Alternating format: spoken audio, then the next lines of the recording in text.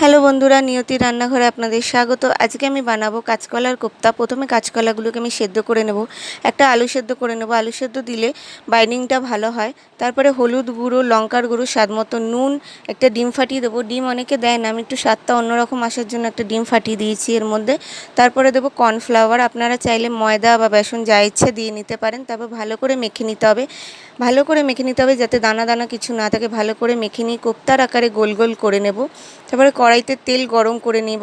এক এক করে কোপ্তাগুলোকে আমি ছেড়ে দেবো তেলের মধ্যে। মিডিয়াম আঁচ করে আমি কোপ্তাগুলোকে লাল লাল করে ভেজে নেব।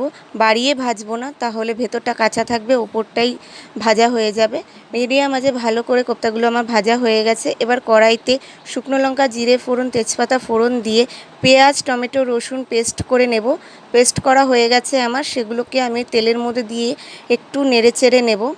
কড়াইতে 2 থেকে 3 চামচ মতো আমি দেবো ওই মশলাটা, দিয়ে একটু নেড়ে চেড়ে তার মধ্যে 1 থেকে 1.5 চামচ আদা কাঁচা লঙ্কা পেস্ট দিয়ে ভালো করে নেড়ে চেড়ে হলুদ গুঁড়ো, জিরে গুঁড়ো, লঙ্কার গুঁড়ো দিয়ে ভালো করে নেড়ে চেড়ে নেব।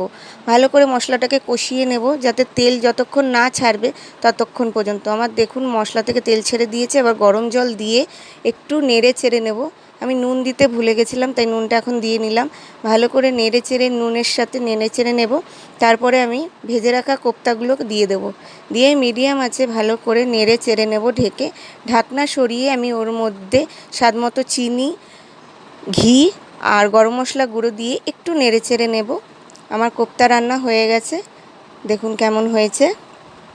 আশা করি আপনাদেরও ভালো লাগবে। ভালো লাগলে লাইক, শেয়ার, কমেন্ট করবেন আর পেজটিকে ফলো করে আমার পাশে থাকবেন। আসবো আবার নতুন কিছু নিয়ে।